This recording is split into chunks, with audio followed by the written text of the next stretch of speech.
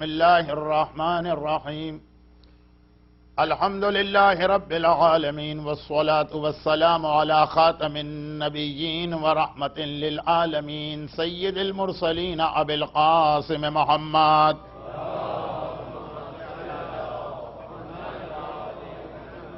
وآله وعطرته وأهل بيته الطاهرين سيما على بقية الله في الأراضين وحجته على العالمين الإمام المنتظر والحجة الثاني عشر اللهم عجل له الفرج ولعنة الله على أعدائهم وظالميهم وقاتليهم أجمعين أما بعد فقد قال الله عز وجل في كتابه المبين وقرآنه المجيد بسم الله الرحمن الرحيم ووجد عبدا من عبادنا آتيناه رحمة من عندنا وعلمناه من لدنا علما وقال الذين إن مكناهم في الأرض أقاموا الصلاة وآتوا الزكاة وأمروا بالمعروف ونهوا عن المنكر ولله عاقبة الأمور.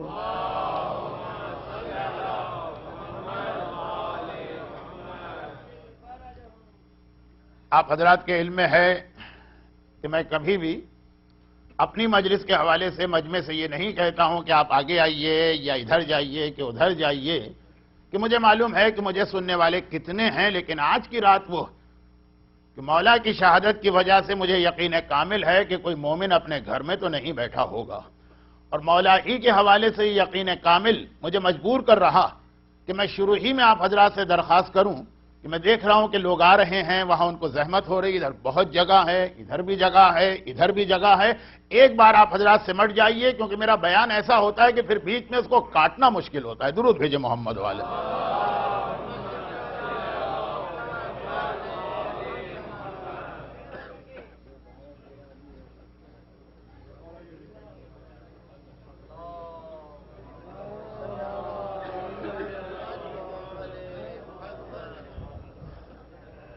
اور اگرچہ جو جملہ میں نے مولا کی شہادت کے حوالے سے مجلس کی شرکت کے لیے کہا ہے کہ مجھے تو یقین نہیں ہے کہ آج دنیا میں کوئی ایسا شیعہ ہوگا جو اپنے گھر پہ بیٹھا ہوا ہو، اسی انداز سے اگلا جملہ بھی میں کہہ رہا ہوں، لیکن یہ اگلا جملہ میں آدھا کہہ رہا ہوں، آدھا یہ تقریر کے بیچ میں مکمل ہوگا، اور وہ اگلا جملہ یہ ہے کہ اسی طرح سے مجھے یہ بھی یقین ہے کہ آج وقت کی کوئی پابندی کا مسئلہ نہیں ہوگا، کوئی مومن ایسا نہیں ہوگا کہ جس کے باپ کا جنازہ اس کے گھر میں پڑا ہو، وہ اپنے جاب پہ جا رہا ہو، وہ اپنے کام پہ جا رہا ہو، وہ پیسے کمانے کی فکر میں لگا ہو۔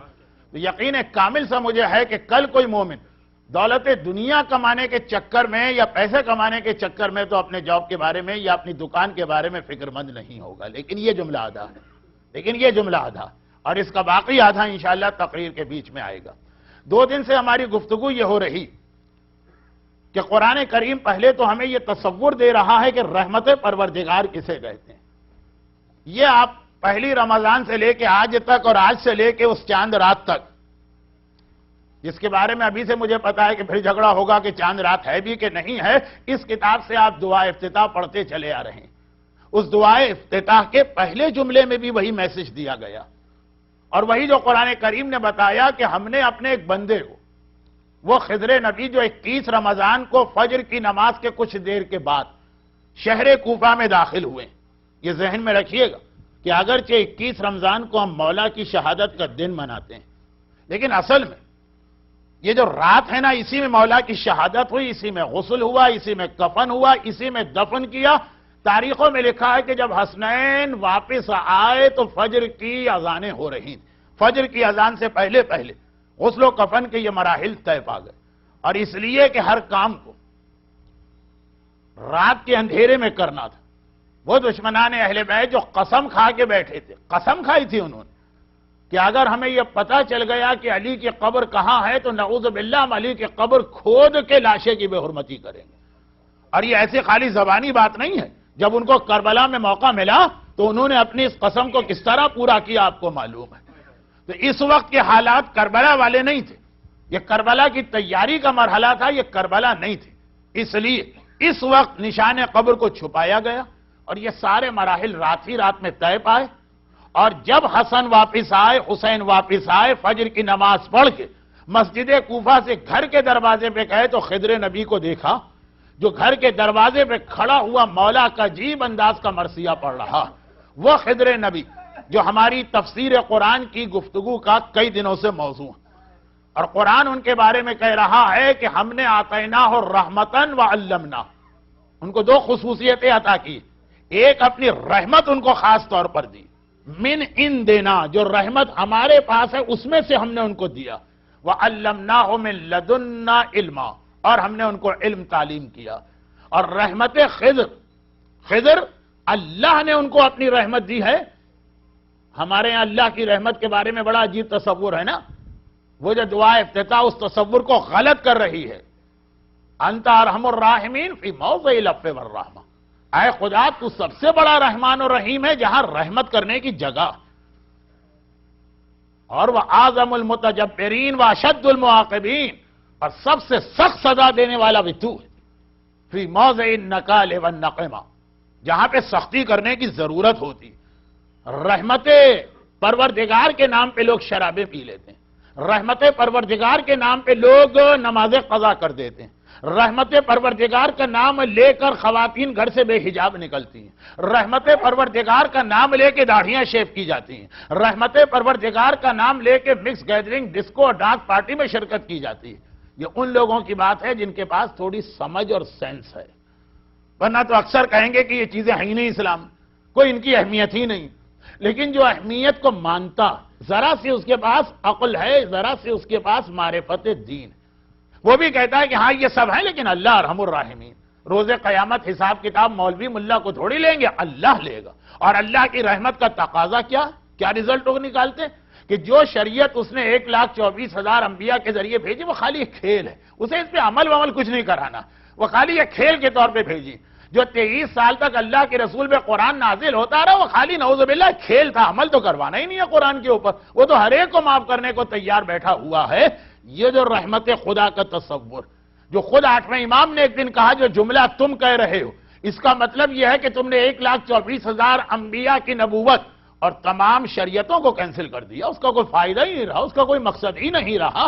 لیکن آج کی اس مختصر سی مجلس، مختصر میں ان معنوں میں کہہ رہا ہوں کہ چونکہ آج تابوت بھی ہے اور آج آپ کو دل کھول کے ماتم کرنا ہے، میرا بیان تو آپ 18 دن 19 دن سے سن رہے ہیں، 10 دن انشاءاللہ اور سنیں گے، تو آج تقریر کا موقع ہے نہیں، مختصر بات کرنا ہے۔ لیکن کسی اور موقع پہ جملے کی تشریح آئے گی کہ جو جملہ ہم لوگ ایسا کہہ دیتے ہیں چلتے پھرتے، پوری انبیاء کی نبوتیں اور ائمہ کی امامتیں ختم ہو جاتی ہیں۔ لیکن آج کا یہ جملہ نہیں، آج کا یہ کہ رحمت کا جو تصور ہمارے پاس ہے، قرآن جگہ جگہ کہہ رہا ہے یہ غلط تصور۔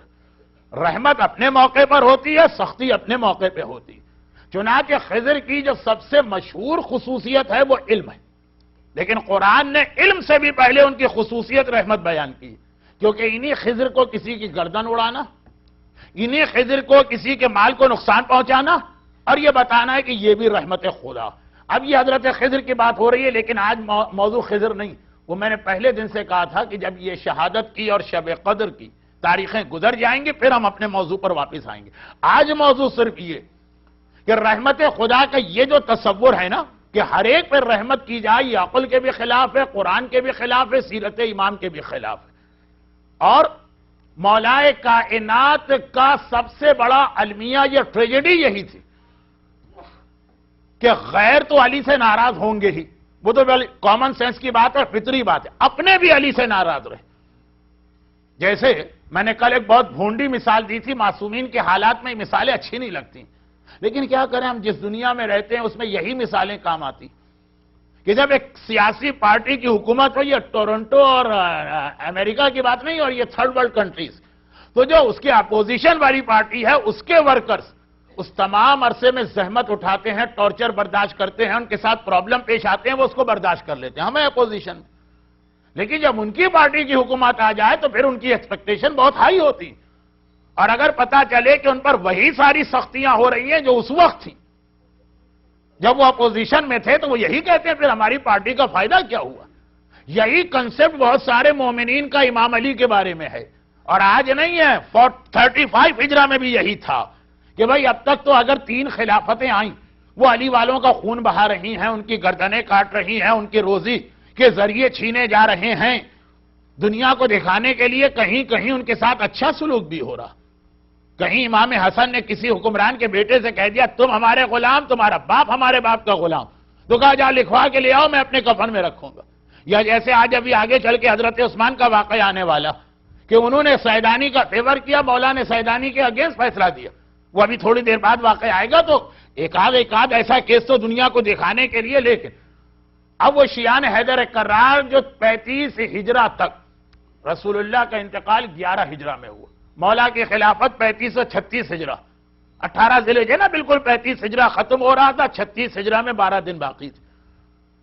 اب جو 25 سال جن شیعوں نے بہت ہی زحمتوں کا، مصیبتوں کا زمانہ گزارا، اب ان کے اعتبار سے ان کے بادشاہ، ان کے حکمران کی حکومت آئی، جن کے بارے میں بعض مومنین کا خیال ہے کہ روز قیامت ان کی خاطر مولا شاید خدا کا بھی قانون توڑ دیں، تو یہ دنیا کے قانون کی کیا حیثیت ہے. لیکن وہاں ہو گیا اینٹی کلائمیکس.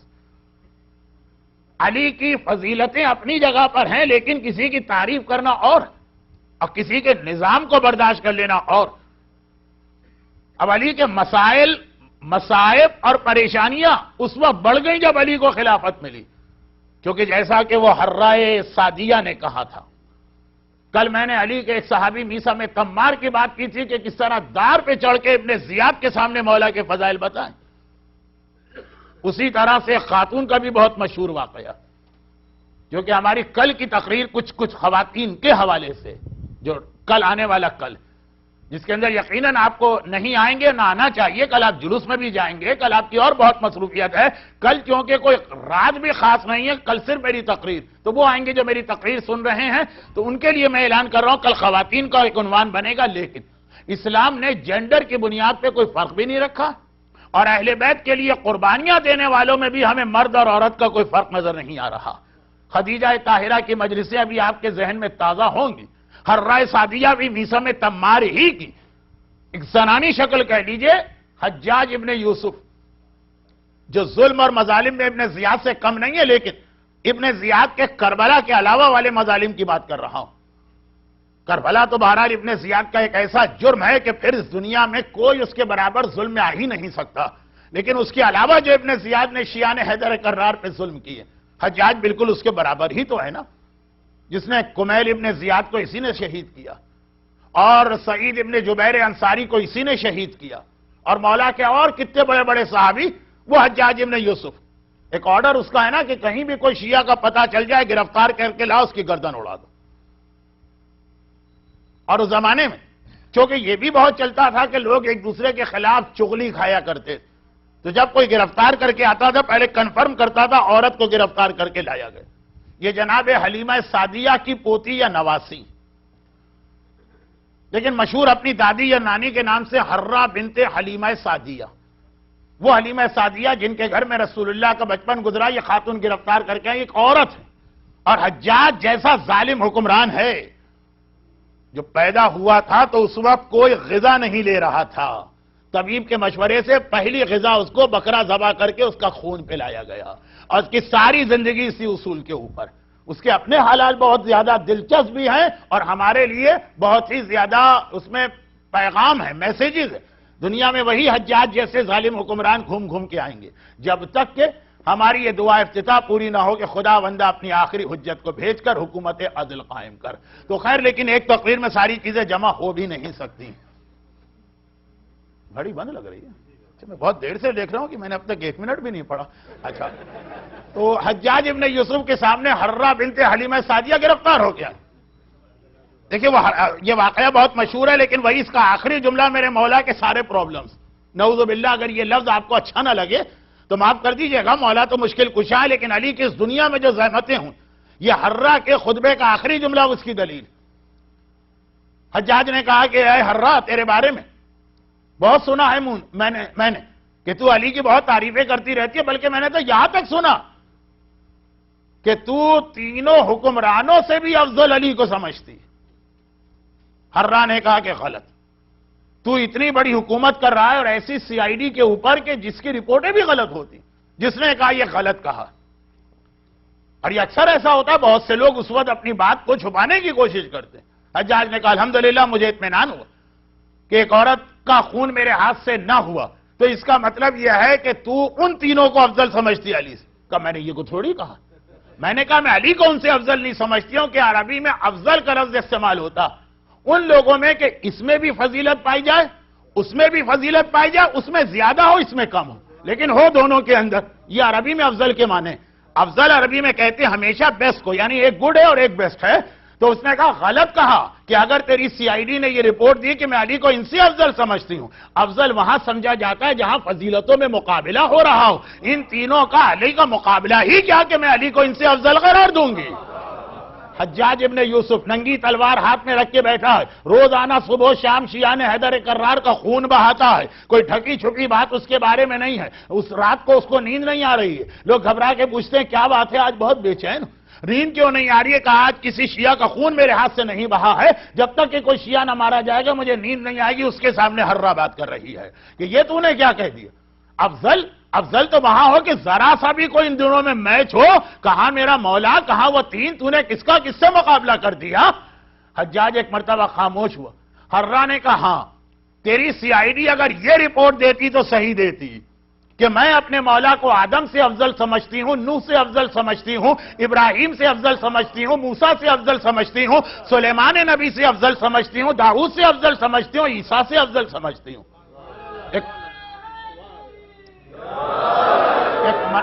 ایک مرتبہ حجاج گھبرا گیا. یہ تو نے کیا کہا؟ کیا تو ان واقعاً جو کہا سوچ سمجھ کے کہا؟ ایسا تو نہیں کہ تلوار کے ڈر سے گھبرا گئی. کیا تو واقعاً علی کو ان سے افضل سمجھتی؟ کہا نہیں یہ بھی مجھ سے غلطی ہوگی, میں علی کو ان سے افضل نہیں سمجھتی ہوں. حجاج نے کہا الحمدللہ. کہا میں نہیں سمجھتی ہوں, اللہ علی کو ان سے افضل سمجھتا ہے, میں کون ہوں افضل سمجھنے والی. اب اس طرح کی گفتگو ہو رہی ہے کہ حجاج جیسا ظالم بھی اس وقت ذرا سا مزہ لے رہا, مزے میں آگے. کہا اچھا اللہ ان کو افضل سمجھتا, ٹھیک, فیصلہ ہو جاتا ہے. ابھی ثابت کر کے اللہ ان کو کیسے افضل سمجھتا ہے تو چھوڑ دوں گا تجھے, ورنہ میری تلوار ہے اور تیری گردن. کہا سن, اللہ نے آدم کے بارے میں کہا فَعَصَىٰ آدَمُ رَبَّهُ فَغَوَىٰ. آدم نے اپنے رب کی نافرمانی کی اور حکم خدا کو چھوڑ دیا. آدم کے بارے میں اللہ کہے کہ اس نے میری نافرمانی کی, اور علی اور اولاد علی کے بارے میں قرآن سورہ دہر میں کہے کان سعیکم مشکورا, تمہارے عمل پہ تمہارا پروردگار تمہارا شکریہ ادا کر رہا ہے. وہ نافرمانی کا لفظ آ رہا ہے یا شکریہ کا لفظ آ رہا ہے؟ حجاج نے کہا بہت خوب تو نے ٹھیک کہا. چنو کیسے؟ کہا ایسے ہیں کہ سورہ تحریم کے آخر میں قرآن نے کہا وَضَرَبَ اللَّهُ لِلَّذِينَ كَفَرُوا ضَرَبَ اللَّهُ لِلَّذِينَ كَفَرُوا امْرَأَتُ نُوحٍ وَلُوطٍ. اللہ کافروں کے لیے ایک مثال پیش کرتا ہے نوح کی بیوی کی, لوط کی بیوی کی.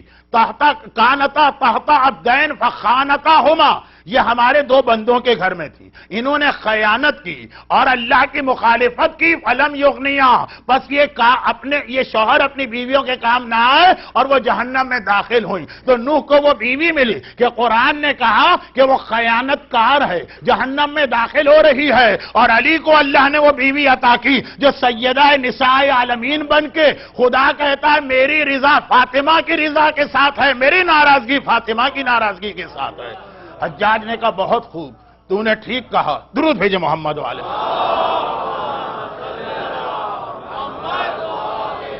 میں اصل میں آخری جملے کے لیے آپ کو زحمت دے رہا ہوں, یہ پورے واقعے کے بغیر آخری جملے تک ہم پہنچ نہیں پائیں گے. تو نے بہت ٹھیک کہا ہے. یہ بتا کہ ابراہیم سے کیسے کہہ دیا کہ اللہ نے ابراہیم سے افضل قرار دیا؟ کہ اس لیے کہ سورہ بقرہ میں ابراہیم کہتے ہیں کہ رب ارنی کیف تحیی الموتیٰ, خدا بندہ ذرا یہ دکھا دے تو مردوں کو کیسے زندہ کرتا ہے. تو خدا نے کہا کہ کیا تمہیں ایمان نہیں؟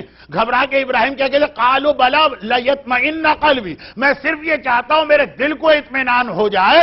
ابراہیم ابھی اطمینان کی منزل پہ نہیں آئے ہیں, معجزہ دیکھیں گے تو اطمینان قلب ہوگا. اور میرے مولا نے کہا لو کشف الغطا لمزددت یقینا, اگر سارے پردے میرے سامنے سے ہٹا دیے جائیں, علی یقین کی آخری منزل میں ہے, علی کے یقین میں ذرہ برابر اضافہ نہیں ہو سکتا.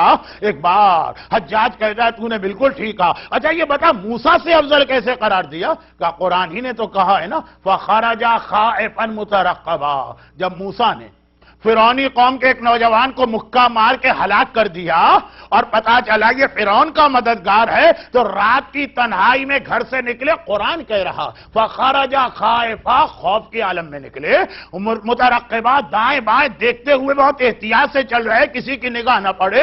موسیٰ خوف کے عالم میں رات کو نکل رہے، اور میرا مولا وہ ہے کہ ننگی تلواروں کے بیچ میں شب ہجرت بستر رسول پہ اتنے اطمینان سے سو رہا کہ قرآن کو کہنا پڑا وَمِنَ النَّاسِ مَن يَشْرِي نَفْسَهُ ابْتِغَاءَ مَرْضَاتِ اللَّهِ۔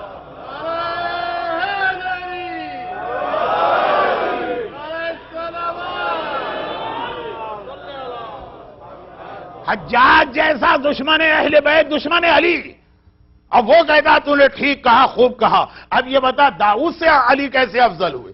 کہ وہ سورہ قصص میں داؤد کا واقعہ نہیں آیا؟ یا داؤد اِنَّ جَعَلْنَاكَ فِي الْأَرْضِ خَلِيفَةً فَاحْكُم بِالنَّاسِ بِالْعَدْلِ، اے داؤد ہم نے خلیفہ بنایا، لیکن دیکھو اس طرح گڑبڑ فیصلے نہ کرو، لوگوں کے درمیان حق کے ساتھ فیصلے کرنا۔ اب جیسے آپ کی حالت ہے نا، ویسے ہی حجاج کی حالت تھی، ایک مرتبہ اس کا منہ پھٹا رہ گیا، کیا واقعہ کیا؟ حجاج کو بھی نہیں معلوم تھا واقعہ کیا، گھبرا کے کہا، اور کسی سوال کے جواب میں نہیں کہا، یہاں کہا کہ واقعہ کیا؟ کہ واقعہ یہی تو ہے نا، ایک آدمی کے کھیت تھے، دوسرے آدمی کے مثلاً بھیڑ بکریاں اور دمبے وغیرہ، اس آدمی کی ایک بھیڑ نے کھیت والے کے کھیت کو جا کے چر لیا۔ داؤد نے فیصلہ کیا، بھائی تم نے اے بھیڑ کے مالک، تو نے سامنے والے کا نقصان پہنچایا، تیری بکری نے نقصان پہنچایا ہے، لیکن اس کی ذمہ داری تو اس پر، اس بکری کو بیچ، جو قیمت آئے اس کو ادا کر۔ یہ فقہی اعتبار سے بھی غلط ہے مسئلہ، نعوذ باللہ داؤد کے بارے میں نہیں کہہ رہا ہوں، لیکن وہ ترک اولا تو ہوا نا۔ داؤد نے کہا بھیڑ بیچ دے اور یہ جو نقصان ہوا یہ نقصان دے۔ کھیلتے کھیلتے کہیں داؤد کے بیٹے سلیمان نبی آ گئے، حضرت سلیمان نے باپ کا فیصلہ سنا، کہا بابا یہاں مجھے آپ سے اختلاف ہے، یہاں مجھے آپ سے اختلاف ہے۔ اس کا کھیت بکری نے چر لیا، لیکن کھیت اس کے بعد باقی، اگلے سال نئی فصل پیدا ہوگی، آپ اس کے بدلے میں جو بھیڑ کو بکوا رہے ہیں تو اس کے بعد تو کچھ بھی نہیں رہے گا۔ فیصلہ اس طرح ہوتا ہے جیسا اس کا نقصان ویسا اس کا نقصان۔ اس کا کھیت تو باقی ہے نا، صرف ایک دفعہ کی فصل گئی ہے، 6 مہینے بعد دوسری فصل آئے گی۔ داؤد نے کہا بیٹا تو کیا فیصلہ ہوگا؟ بھیڑ اسی کے پاس رکھیے، بھیڑ سے جو اون اترتا ہے، جو بال اس کے ہوتے ہیں، جو دودھ ہوتا ہے، ان کو بیچ کے اس کا نقصان ادا کیا جائے۔ اس کی چیز باقی ہے تو اس کی چیز بھی باقی رہنے پائے، اس کی ایک عارضی چیز کو نقصان ہوا تو اس کی بھی ایک عارضی چیز کو نقصان ہو۔ ایک بار قرآن کہتا ہے کہ داؤد، مفہوم ہے، میرے پاس وقت نہیں ہے کہ میں پوری آیت پڑھوں، کہ اے داؤد اپنے بیٹے سے فیصلہ کرنا سیکھ، ہم نے تجھے خلیفہ بنایا ہے زمین میں، تو اس کا مطلب یہ نہیں کہ لاپرواہی سے فیصلے ہوں، عدل کے ساتھ فیصلے کر، یہ قرآن داؤد کے لیے کہہ رہا ہے۔ اور جب خیبر کو فتح کر کے علی واپس آ رہے تھے تو پیغمبر نے علی کو دیکھ کے سارے لشکر اسلام سے کہا پہچانو اس علی کو، یہ علی افضلکم واعلمکم واغزاکم، تم میں سب سے صاحب فضیلت بھی علی ہے، سب سے بڑا عالم بھی علی ہے، سب سے بہترین فیصلے کرنے والا بھی تم میں علی ہے۔ یہ رسول کی حدیث، حجاج بھی انکار نہ کر سکا۔ آج کوئی شاہ بلیغ الدین انکار کر دے وہ الگ بات ہے، مگر حجاج بھی انکار نہ کر سکا تھا، نے کہا تو نے ٹھیک کہا۔ اگلی مثال میں ایک چھوٹا سا جملہ اپنی طرف سے کہوں گا، اور وہ بھی تقریر کے آخر کے ایک پیغام کے کام آنے والا۔ شروع میں بھی ایک جملہ میں نے کہا ہے، اس کو ذہن میں رکھیے گا، کل آپ کو کام پہ جانا ہے کہ نہیں جانا۔ آپ کے باپ سے زیادہ قابل احترام باپ کا لاشا آپ کے گھر میں پڑا ہے، آپ کو کام پہ جانا ہے کہ نہیں جانا۔ اور اس کے بعد ایک جملہ ابھی میں حجاج کے واقعے سے ہٹ کے کہوں گا، اس کو بھی ذہن میں رکھیے گا، دونوں مل کے ایک نتیجہ بنیں گے آخر میں۔ کہا سلیمان سے بڑے کیسے؟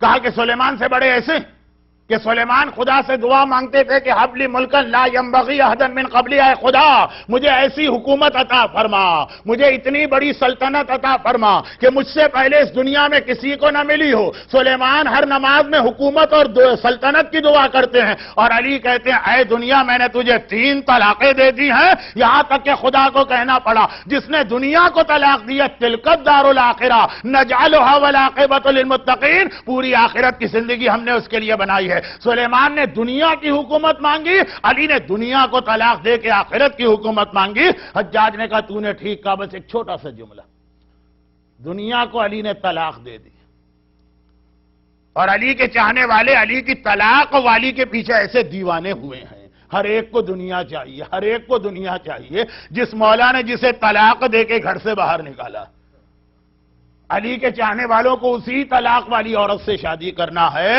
لیکن اس کا مفہوم ابھی آگے جا کے واضح ہوگا۔ یہ بتا کہ عیسیٰ سے افضل کیسے ہو گئے؟ سورہ مائدہ کا آخری صفحہ.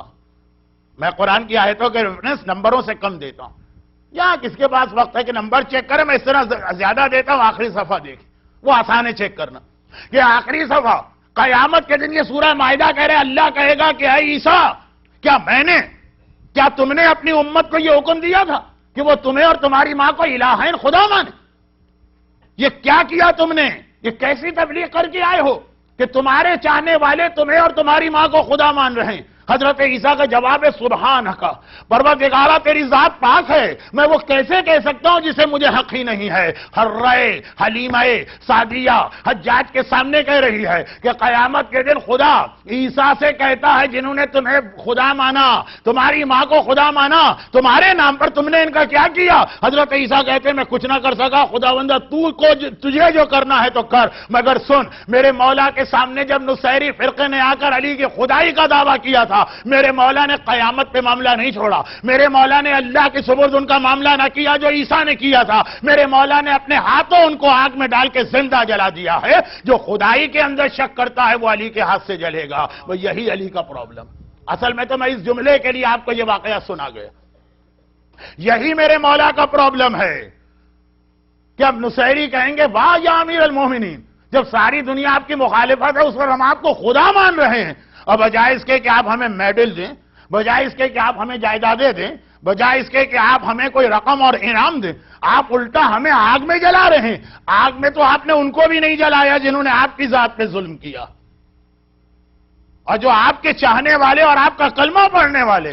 مگر علی کا مسئلہ یہی ہے کہ علی اپنی محبت کے دعوے پر، اپنی محبت کے نعرے پر یہ برداشت نہیں کر سکتا ہے کہ آدمی خدا کی ذات میں شک کرے یا خدا کے قانون میں شک کرے. یہ دو مسئلے ہیں. ذات خدا کا شک بھی علی کو برداشت نہیں ہے، اور شریعت خدا، قانون خداوندی کا شک بھی علی کو برداشت نہیں ہے. چنانچہ جو میرا مولا 25 سال بعد تخت خلافت پہ آیا، ہر شیعہ خوش ہو گیا، عید منائی گئی، گلے لگایا ایک دوسرے کو. اب ہماری حکومت، اب ہمارا مولا آ گیا. اور بہت سے لوگ تو وہ بھی آ گئے. یہ بہت ہی بڑی ٹریجڈی ہے. ہوشیار رہی اور خبردار رہی. جب حالات اور واقعات بدل جاتے ہیں نا، نئے نئے لوگ نکل آتے ہیں. اور اب وہ لوگ جو کل تک علی کو برا بھلا کہتے تھے آج علی کے وفادار بن کے آ گئے. یعنی سفید جھوٹ جسے کہتے ہیں، جوتیوں سمیت آنکھوں میں گھسنا جسے کہتے ہیں، تاریخ کو بدل دینا جسے کہتے ہیں. یا امیر المومنین ہم تو ہمیشہ سے آپ کے جاننے والے تھے. یعنی سلمان کا جملہ تاریخ میں، سلمان کسی معمولی صحابی کا نام نہیں ہے، ایمان کے 10 درجے 10 پہ فائز ہے. آ کے کہتے مولا اتنے آپ کے چاہنے والے آج نکل آئے ہیں، اتنے ماننے والے نکل آئے ہیں. میں تو حیران ہوں، اگر آپ کے اتنے چاہنے والے تھے تو اتنے مظالم آپ کا 25 سال ہوئے کیسے؟ کہاں گئے یہ سارے کے سارے مظالم؟ یہ دودھ پینے والے مجنون ہیں، خون دینے والے مجنون نہیں ہیں. لکھنؤ کی تہذیب کے تو خلاف ہے یہ محاورہ، لیکن آج کل پاکستان میں بہت چلتا کہ لیلا کے گھر میں فارم تھا اور بہت سیارہ بکریاں اور گائیں پلی ہوئی تھیں، دودھ بہت کثرت سے ہوتا تھا، روزانہ پیالہ بھر کے کنیز سے کہتی تھی جنگل میں جا کے میرے مجنون کو پلا دے. وہ کنیز جنگل پہنچتی تھی، بھائی لیلا کا مجنون کون ہے؟ دودھ آیا 10 نکل آتے تھے، ہمیں لیلا کی مجنون، روزانہ پی رہے ہیں دودھ. ایک دن لیلا کو بیمار ہوئی، خون چڑھانے کی ضرورت پڑی، خون چاہیے، خالی پیالہ بھجوایا، جنگل میں جاؤ مجنون سے کہو کہ اپنا خون مجھے دے. آج وہ کنیز گھوم رہی ہے، بھئی ہے کون لیلا کا مجنون؟ اس کو ایک گلاس یا ایک پیالہ خون چاہیے، کوئی نظر نہیں آ رہا. ایک ایک کو دیکھا، بھئی کل تم دودھ پی رہے تھے، 2 سال سے تم یہ دودھ پی رہے ہو، 3 سال سے کہا کہ ہم دودھ پینے والے مجنون ہیں، خون پینے والے دینے والے نہیں ہیں. وہ وہاں کہیں رہتا، وہ خون دینے والا وہاں کہیں رہتا. آج میرے مولا کے خلاف یہ ہر دور میں ہوتا ہے. ہوشیار رہیے گا، خبردار رہیے گا. یہ اس لیے میں کہہ رہا ہوں کہ خود زمانے کے امام کی روایت کہ سب سے پہلے تو مجھے ظہور کے بعد ان لوگوں سے نمٹنا جو غیبت میں تو کوئی میرے قریب نہیں آتے تھے، ظاہر ہونے کے بعد ہر ایک کہہ رہا میں آپ کے ساتھ. بھئی میں نے اپنی مختصر زندگی میں دیکھا، حتیٰ بہت سے بچے تو پیدا بھی نہیں ہوئے، ان کے سامنے تاریخ بدل دی گئی. جب حضرت امام خمینی کا انقلاب کی جد و جہد ایران میں چل رہی تھی، اس وقت جس انداز سے جن علماء نے قربانیاں دی، 78 میں امام خمینی کا ذکر پاکستان انڈیا میں کرنا بہت مشکل کام تھا. جس انداز سے اس وقت انہوں نے اس کا مقابلہ کیا، مخالفتوں کا اور پیغام حق پہنچایا، اور جب حکومت قائم ہو گئی اور ایران کا انقلاب اتنا مستحکم ہو گیا تو اب پتا چلا ان کو تو دودھ میں سے مکھی کی طرح نکال دیا گیا. نئے نئے لوگ آ گئے، ہم امام خمینی اور انقلاب کے وفادار. جو اس وقت گالیاں تک دے رہے تھے، مخالفت کر رہے تھے. پاکستان کے شیعوں کو ایک ایسی شخصیت ملی تھی، شہید قائد حجت الاسلام عارف حسین الحسین. جس وقت واقعاً وہ زندہ تھے، ان کے اس وقت مشن میں اتنی مخالفتیں کی جا رہی تھیں، ساتھ دینے والے تو چند تھے. اور آج میں یہی دیکھ کے حیران ہوتا ہوں، پاکستان سے لے کے ٹورنٹو تک جو انتہائی شدید مخالف تھے، آج وہ سب کہتے ہیں ہم تو ان کے وفادار تھے، آپ ان کے مخالف. یعنی مجھے اچھی طرح وہ میٹنگ اب تک یاد ہے جس میں شہید قائد وہی جملہ کہا تھا جو نہج البلاغہ میں میرے مولا نے کہا اپنے لشکر سے کہ میں تمہارا امام ہوں. مولا کہتے تم میرے امام، میں آرڈر دوں گا تمہیں ماننا ہے یا تمہارا حکم آئے گا جس پہ مجھے چلنا ہے. یہ قوم کا مزاج ہے. قائد کو بھی اپنے انداز سے چلاتے تھے، مجھے معلوم ہے. اور آج بچے تو پیدا نہیں میں کہا جاتا یہ تو یہ ہر دور میں رہا، لیکن سب سے پہلے تاریخ اسلام میں علی کا زمانہ. سلمان حیران ہو گئے، اتنے آپ کے چاہنے والے تھے مولا، تو وہ کیسے دشمنوں کو اتنی ہمت اور جسارت ہوئی. علی کا حق چھیننے سے لے کے خانہ زہرا جلنے سے لے کے محسن کی شہادت سے لے کے علی کے گلے میں رسی باندھنے تک ہر ایک کہہ رہا میں علی والا ہوں. لیکن یہ دودھ پینے والے مجنون تھے، سمجھ رہے تھے علی کی حکومت آ گئی ہے تو اب وہی ساری فیسلٹیز ملے گی. لیکن علی خود، پہلے دیکھیں علی خود کتنے سخت ہیں خوف خدا کے بارے میں. بہت اہم چیز ہے تقوی. امام المتقین علی کا ٹائٹل ہے، امام المومنین ٹائٹل نہیں ہے. مومنوں کے امام نہیں ہے، متقیوں کے امام. اور پہلی اور دوسری رمضان کو یاد کیجئے، کیونکہ یہ نقطہ 2 رمضان کو آ چکا ہے، اس لیے میں نے سرسری بیان کیا. لیکن 2 رمضان کو میں نے پہلی، دوسری، تیسری 3 تقاریب میں کہا تھا نا، روزے کا کیا مقصد؟ کتب علیکم الصیام لعلکم تتقون، متقی بنانا. اور علی ہے امام المتقین. یہ روزہ ہے جو ہمیں اس قابل بناتا ہے کہ علی کی امامت میں شامل ہو سکے. اور علی کی خود کیفیت یہ دیکھیے، جس وقت دوسرے خلافت کا انتقال ہوا اور تیسری خلافت کا مسئلہ طے پا رہا تھا، شورا 6 آدمی رکھے گئے. علی نے شورا کا اسٹرکچر سنتے ہی کہہ دیا یہ مجھے اپنے حق سے محروم کرنے کا انڈائریکٹ طریقہ. ناک کو یوں نہیں پکڑ رہے، یوں پکڑ رہے. ایسے آدمی رکھے گئے کہ 5 کے 5 تو لامحالہ ایک طرف چلے جائیں گے، علی اکیلے رہ جائیں گے. بہت سوچا جائے تو چلے 1 ووٹ علی کو اور ملے گا، 4 تو ہیں ہی ایک طرف کے. بھائی ایک طرف حضرت عثمان ہے، ان کے بہنوئی عبد الرحمن ابن عوف. بہنوئی اپنے سالے کا ساتھ نہیں دے گا تو کس کا ساتھ دے گا؟ تیسرے ان کے بہت ہی قریبی بزنس پارٹنر، چوتھے عبداللہ ابن عمر، حضرت عمر کے بیٹے. اور ان سے کہا گیا ہمیشہ اس گروپ میں جانا جس میں عبد الرحمن ابن عوف ہو. یہ سب تاریخ تبری میں لکھا. تو خود بخود 4 ووٹ تو ایک طرف ہو ہی گئے. لیکن پھر بھی دنیا کو دکھانے کے علی سے کہا گیا اے ابوالحسن، ہم پہلے آپ کو پیشکش کرتے ہیں، ایک شرط، کتاب خدا پہ چلیے گا. علی نے کہا تم کہو کہ نہ کہو، علی تو کتاب خدا ہی پہ چلے گا. سنت رسول کی پیروی کیجیے گا. سنت رسول، علی کی زندگی کا ساری زندگی کے مشن ہی سنت رسول. اور سنت شیخین پہ چلیے گا. میرے مولا نے اس کا جو جواب دیا وہ میں 2 دن پہلے پڑھ چکا ہوں، میں آپ کا ٹائم ویسٹ نہیں کرنا چاہتا جو لوگ آ رہے ہیں. لیکن اس موقع پہ ایک چھوٹی سی بات، مولانا مودودی کی خلافت و ملوکیت پڑھی. حضرت عثمان پہ سب سے بڑا اعتراض یہی تھا کہ اپنے سے پہلے حکمرانوں کے طریقے سے ہٹ کے نیا طریقہ بنایا. یہی 3 باتیں حضرت عثمان سے کہی، انہوں نے تینوں مان لی. ماننے کے بعد عمل کیا؟ دیکھیں پہلے علی کو آفر کی گئی ہے، اگر علی بھی ہاں کہہ دے تو ان کے پاس بہانہ ہی نہیں رہے گا کہیں اور جانے کا. لیکن انہیں پتا ہے کہ علی کبھی ہاں نہ کہیں گے. کس چیز کا مطلب ہے ہاں؟ ایک جملہ، صرف ایک جملہ. اس زمانے میں کتنی بڑی اسلامی دنیا تھی؟ تقریباً جتنی آج اسلامی دنیا، یہ فار ایسٹ کو انڈونیشیا ملیشیا چھوڑ کر، اتنی بڑی اس زمانے کی حکومت. یعنی آج 50 اسلامی ممالک کے برابر ایک حکومت تھی. اور صرف 1/3 جھوٹ پر. 3 چیزیں علی سے کہی ہے نا، اس میں اگر علی صرف تیسری چیز کے بارے میں جھوٹا ہاں کہہ دے، پورا جھوٹ بھی نہیں، 1/3 جھوٹ علی سے چاہیے، تو علی کو 50 ملکوں کی حکومت مل رہی. جو آج 50 اسلامی ملک ہے نا، اتنے بڑا، اس کے برابر اس زمانے میں ایک حکومت تھی. 1/3 جھوٹ. چلیں یہ لفظ اچھا نہیں لگتا، ایک ہی جھوٹ مان لیے. صرف ایک جھوٹ اگر علی بولتے وہ ایک بار خالی، تو 50 ملکوں کی حکومت علی کو مل رہی ہے. بھئی لے لیں حکومت ہاتھ میں، بعد میں وعدے کی پابندی نہ کریں، کیا جاتا؟ کون حکمران سے پوچھتا ہے کہ تم نے اپنا وعدہ نبھایا کہ نہیں نبھایا؟ بھئی تیسرے خلیفہ نے وعدہ کیا نہیں نبھایا، کس نے پوچھا جا کے؟ معاویہ نے صلح نامے پہ دستخط کر کے ایک شرط پہ عمل کر کے نہ دکھایا، کس نے پوچھا جا کے؟ تو علی بھی اگر اس وقت خالی ہاں کہہ دیں حکومت ہاتھ میں آ جائے. لیکن مسئلہ یہی ہے کہ اگر علی ایک مرتبہ بھی جھوٹ بولے چاہے وہ 1/3 کیوں نہ ہو تو عصمت و تقوی چلا جاتا ہے. علی کہہ رہے ہیں کہ ایک تقوی چاہے 1 لمحے کا جھوٹ ہو وہ مجھے گوارا نہیں ہے. 1 لمحے کا جھوٹ 50 ملکوں کی حکومت آتی ہے آئے نہ آتی ہے نہ آئے 50 ملکوں کو علی ٹھکرا دے گا لیکن جھوٹ نہیں بول سکتا. یہاں علی کے شیعوں کی کیا حالت؟ گاڑی میں ایکسیڈنٹ ہوا $10 کا انہوں نے کلیم بھر دیا $50. ادھر کام بھی کر رہے ہیں ادھر جا کے انہوں نے فارم بھر دیا کہ نہیں ہم کام وام نہیں کرتے ہم کو انیمپلائمنٹ بینیفٹ چاہیے. مریض کوئی ہوا دوا کسی اور کی لکھوائی اس کے نام پر اس کے بعد فری دوا لے کے استعمال کر. معمولی باتوں کے اوپر تقوی بیچا جا رہا. معمولی باتوں پہ ایمان بیچا جا رہا. علی کی بات ہے ہم علی والے ہم علی کے چاند. علی نے ایک جھوٹ 50 ملکوں کا خزانہ 50 ملکوں کی حکومت قربان کر دی. جھوٹ نہیں بول سکتا ہوں. اور علی والا $200 کے لیے $100 کے لیے $50 کے لیے کبھی اس ایجنسی میں جھوٹ بولے کبھی اس انشورنس کمپنی میں جھوٹ بولے. بھئی جو جھوٹ بول رہا اس کو تو پھر بھی کچھ مل رہا. اس سے بھی زیادہ تو اس کی عقل پہ افسوس کرتے ہیں جس کو ملتا ملاتا کچھ نہیں ہے وہ آپ کو آگے طریقے سکھاتا. بھئی آپ نئے آئے ہیں آپ کو نہیں پتا وہ طریقے سکھائے گا. بھئی کیوں تم $100 لکھتے ہو انشورنس کے کلیم میں $200 لکھ دو. کون آ رہا ہے تحقیق کرنے؟ $200 میں کوئی نہیں آتا. ہاں $2000 میں آئیں گے مثلا.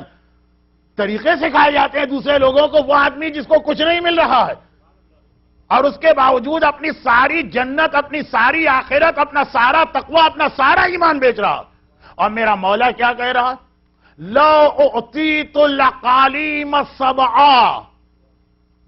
نہج البلاغہ کا خطبہ نمبر 221 بہت مشہور خطبہ کیونکہ اس میں حضرت عقیل کا تذکرہ ہے جنہوں نے علی سے ذرا سے پیسے مانگے تو علی نے ہاتھ جلا دیا. واقعہ اتنا مشہور ہے کہ میں خلاصتاً بھی اس کو نہیں بیان کر رہا ہوں. آپ کا وقت بھی بہت قیمتی ہے. آج ماتم کرنا اجر ہونا. وہ عقیل والا جو واقعہ جس کو ایک بار میں نے مبہم الفاظ میں پڑھا تو لوگ چیخ اٹھے یہ علی کی شان کے خلاف ہے. آج میں کھل کے پڑھتا ہوں اس کا جملہ جو اس دن نہیں پڑھا تھا. نہج البلاغہ مجھے اچھی طرح یاد ہے. کراچی میں ہمارے ایک عالم آئے تھے نجف سے. انہوں نے جمعے کے خطبے دینا شروع کر دیے عام اسٹائل سے ہٹ کر. ادھر انقلاب کے بعد تو کچھ اردو خطبے آئے. اس سے پہلے تو اردو خطبہ ہی نہیں تھا. ہنگامہ ہو گیا. 3 جمعوں کے بعد ان کو مسجد سے نکال دیا گیا. ایسی الٹی سیدھی بات کر رہا. اور پتا چلا انہوں نے 3 جمعوں صرف نہج البلاغہ کے 3 خطبے پڑھے. علی کا نام لیے بغیر علی کے خطبے پڑھی. علی کے شیعہ بھی اس کو قبول کرنے کو تیار نہیں. یہ خطبہ 221 جا کے دیکھ لیجئے گا عقیل کے حوالے سے. علی نے کہا تھا عقیل تمہاری ماں تمہارے غم میں روئے. تم اس دنیا کی آگ سے ڈر رہے اور علی کو اس آگ کی طرف کھینچ رہے ہو. ہمارا عقیدہ ہے قسیم الجنت والنار ہے علی. نام علی لینے سے جہنم کی آگ بجھنے لگتی ہے. یہ ہمارے ہاں روایت ہے کہ پلے صراط پر ایک محب علی جائے گا جہنم چیخے گی جلدی سے نکل جا. جتنی دیر تو پلے صراط پہ کھڑا ہے میری آگ ٹھنڈی ہوئی جا رہی ہے. گناہگار جو میری آگ میں جل رہے ہو مقصد ختم ہو رہا جلدی سے گزر جا. علی کی صحیح محبت اگر. لیکن علی کہہ رہے یہ جملہ علی کا تھا. میں نے نہیں پڑھا تھا کہ مولا کا جملہ مجھے اپنی زبان پہ اچھا نہیں لگ رہا تھا. لوگوں نے کہا علی کہہ ہی نہیں سکتے. نہج البلاغہ اسی خطبہ نمبر 221 میرے مولا کا یہ اگلا جملہ.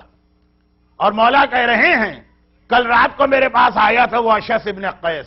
وہی مشہور میرے سر پہ بال کتنے ہیں وہ سوال کرنے والا جس کی بیٹی جودہ نے امام حسن کو زہر دیا. جس کے بیٹے محمد نے کوفے کے اندر گڑھا کھود کے مسلم کو گرفتار کیا.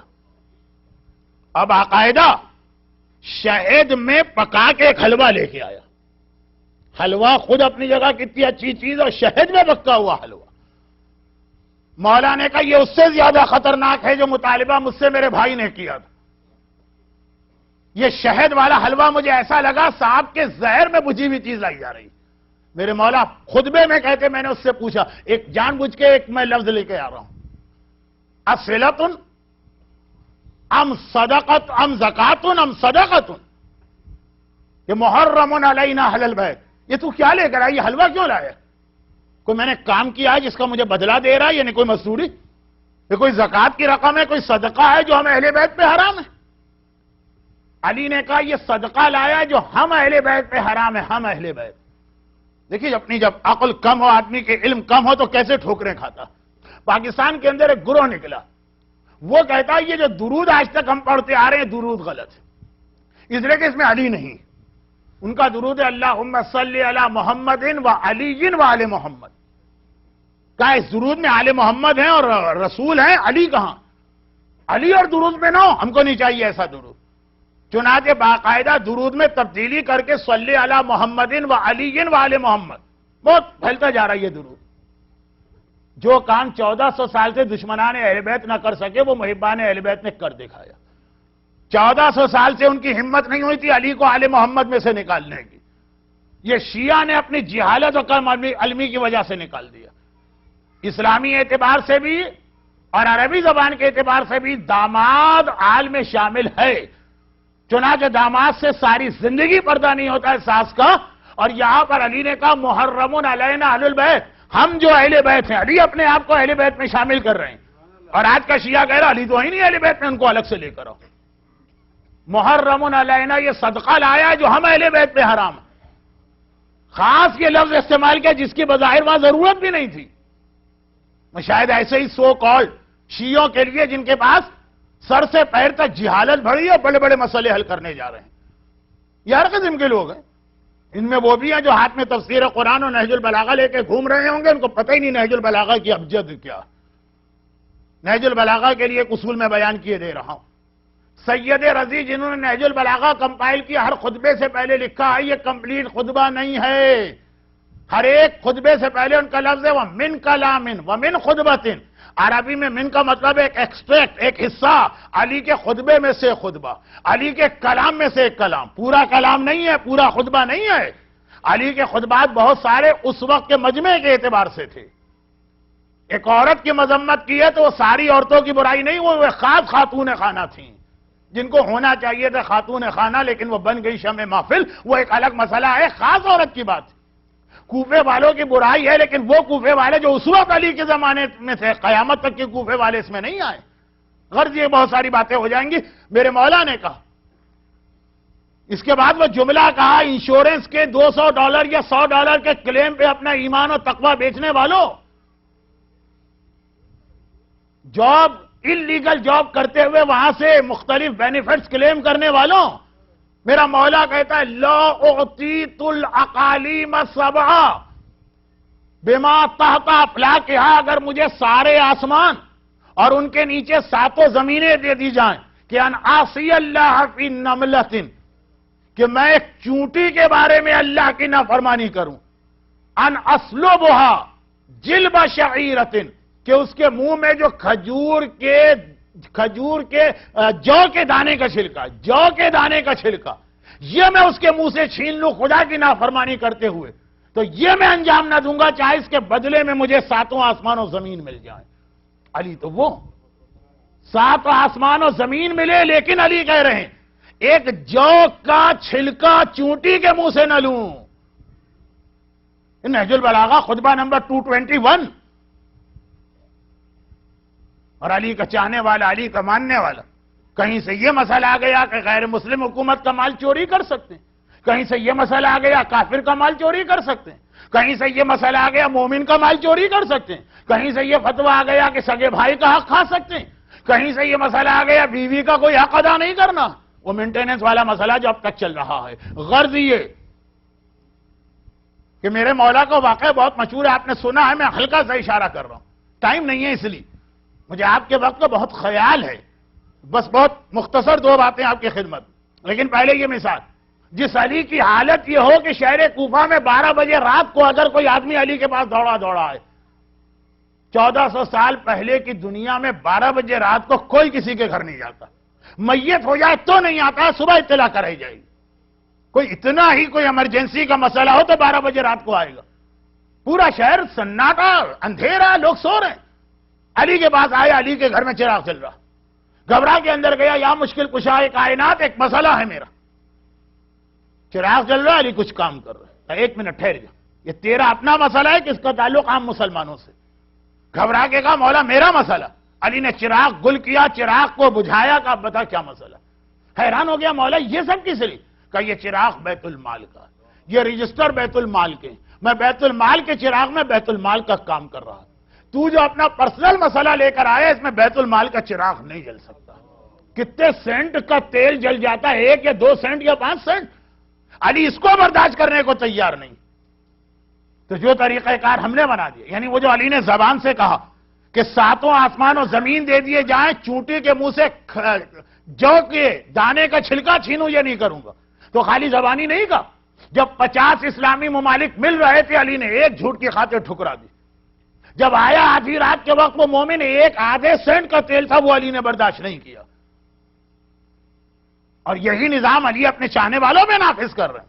اب لوگ گھبرائے جا رہے، لوگ پریشان ہوئے جا رہے.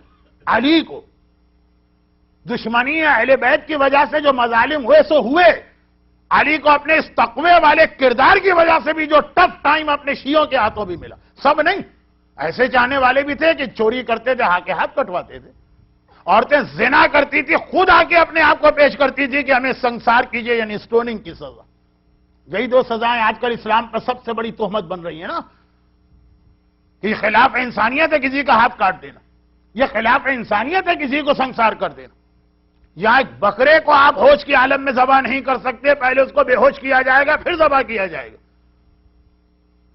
کسی وہ انسانیت کیا، جانوروں پہ بھی ظلم نہیں ہونا چاہیے. اور ایک عورت کو، مرد بھی نہیں، عورت کو مجمع میں کھڑا کر کے اتنے پتھر مارو کہ مر جائے. پتھر نہ مار رہے ہیں نہ پتھر ہم پہ پڑ رہے ہیں، خالی دور سے واقعہ پڑھتے ہیں تاریخ میں تو آج دنیا اعتراض کرتی. مومنہ خود آ کے اپنے آپ کو پیش کر رہی مجھے سزا دی. تو سب ایسے نہیں تھے، علی والے ایسے بھی گزرے ہیں، لیکن اس وقت جو ہمارا ماحول بن گیا، اور یہی وجہ ہے، یا شاید یہ بھی ایک وجہ کہ دنیا سے جاتے جاتے علی کو یہ پتا کہ عام حالات میں شاید میرے شیعہ میری بات نہ سنیں، لیکن جب میری شہادت کی خبر پائیں گے تب تو سب میرے پاس آ جائیں گے. ذرا دیکھیے یہ عاشورے جیسا مجمع صرف علی کے نام پہ آج گھر سے نکلا. میرا تو اس میں کوئی کمال نہیں، میں تو ویکینڈ میں بھی تقریریں کرتا تھا، کتنے لوگ ہوتے تھے. یہ علی کے نام پہ نکلے، علی کو بتایا بس آج میری شہادت کی خبر سن کے سب لوگ آ جائیں. تو کہا اسی موقع پر ان کو پیغام دے. نہج البلاغہ کا پارٹ 2 کا لیٹر نمبر 47 پڑھ لیجئے گا، جو میرا ایک طریقہ پورے رمضان میں رہا کہ ہر چیز خود نہیں سناتا ہوں، بہت سے کچھ ہوم ورک آپ کو دیتا ہوں کہ اگر کل آپ جاب پہ نہیں گئے تو گھر میں کیا کریں گے، خالی بیٹھ کے ٹی وی دیکھیں گے یا انٹرنیٹ. جائیے یہ 47 نمبر کا علی کا خط پڑھیے گا، پارٹ 2. یہ اتنی بار بتا چکا ہوں کہ اب میرا خود مجھے اچھا نہیں لگ رہا. نہج البلاغہ کے 3 پارٹ ہیں، پارٹ 2 47 نمبر ہے. کیا جملہ لکھا ہے کہ ابن ملجم نے علی کے سر پہ جس رات کو تلوار لگائی تو اپنی شہادت کی رات کو علی نے حسن حسین کو بلا کر سامنے بٹھا کر یہ وصیت نامہ تحریر کیا. اور آغاز یہاں سے اوصیکما بتقوی اللہ. حسن حسین جیسے امام المتقین ہیں، کہہ رہے بیٹا تیرا باپ دنیا سے جا رہا ہے، لیکن جاتے جاتے تجھے وصیت کر کے جا رہا ہے اللہ سے ڈرتے رہنا. وہ حسنین کے لیے تو نہیں ہے نا، یہ تو ہمارے اور آپ کے لیے کہ آج تو آئیں گے نا. طریقہ ہے کہ آدمی پرسے کے لیے ضرور گھر میں جاتا اور گھر والے سے پوچھتا بھائی مرنے والے کی آخری وقت کی کیا کیفیت. حسنین سے پوچھا آپ کے بابا کا آخری وقت میں کیا حال تھا، کہا کہ بٹھا کے کہہ رہے تھے اللہ سے ڈرتے رہنا. خالی ایک جملہ نہیں ہے، پورا خطبہ. 31 نمبر کا خط بھی اگر آپ کو ٹائم ملے تو پڑھ لیجئے گا، وہ حسن کے نام شہادت سے بہت پہلے کا خطبہ. اس میں بھی تھا بیٹا تیرا باپ تجھے دولت دنیا میں سے تو کچھ نہیں دے رہا، تقوی کی نصیحت کر رہا. جو اصل گفٹ باپ اولاد کو دے کے جائے. پچھلے ہفتے کا واقعہ یاد کیجیے، عمر ابن عبدالعزیز نے اپنے بیٹوں کے لیے فاقے چھوڑے تھے. ایک ایک بیٹا لاکھ لاکھ درہم راہ خدا میں دے رہا. حشام نے اپنے بیٹے کے لیے لاکھ لاکھ دینار چھوڑے تھے، مسجد کے دروازے پہ بیٹھ کے بھیک مانگ رہے. پورا واقعہ میں پڑھ چکا ہوں. لیکن یہ عجیب بات ہے، علی کا خطبہ کہہ رہے کہ دیکھو میں تقوی کی نصیحت کرتا ہوں. پھر میرے مولا نے کچھ حقوق لوگوں کے بتائے. ان میں ایک بہت اہم جملہ آ گیا، اہم ان معنوں میں کہ یہ کمپلیٹ حدیث ہے 4 جملوں کی، جس میں ایک مولا نے بتایا. دل چاہتا ہے کسی وجہ سے کہ باقی تینوں بھی بتا دوں آپ کو، اس لیے کہ اس کا دوسرا اور تیسرا شاید اتنا اہم نہ، چوتھا آپ کو بڑا عجیب لگے گا. جیسے لاسٹ فرائیڈے کو مینٹیننس کا مسئلہ اب تک ان لوگوں کو چکرائے ہوئے دے رہا جو تھے اس دن.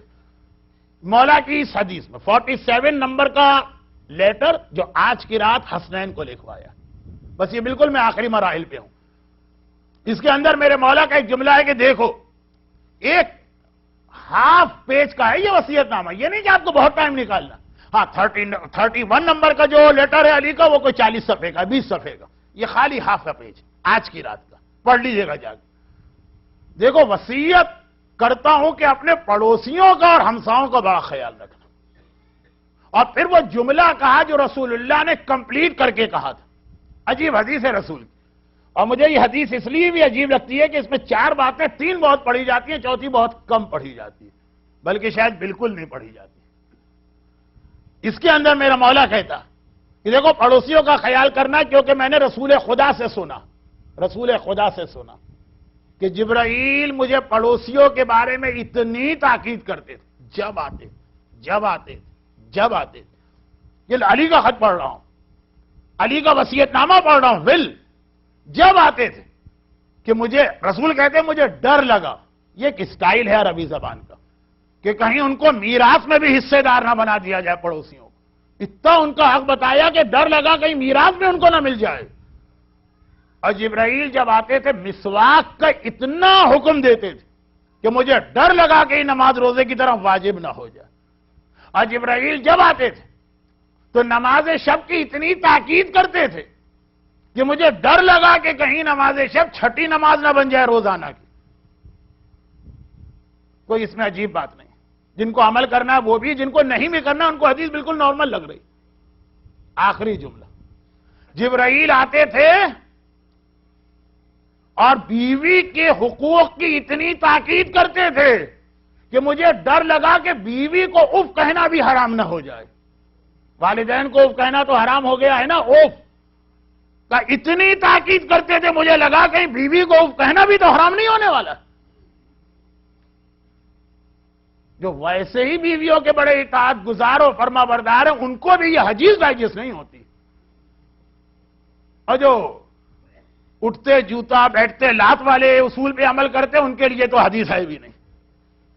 لیکن مولا نے اس حدیث کا ایک حوالہ دے کر مینٹلی ہمیں پریپیئرڈ کیا کہ پوری حدیث ہم جا کے سنیں گے اور یہ پیغام آ جائے گا. کل کا پیغام خلاصہ یہ مولا نے پھر ایک جملہ اس میں یہ کہا.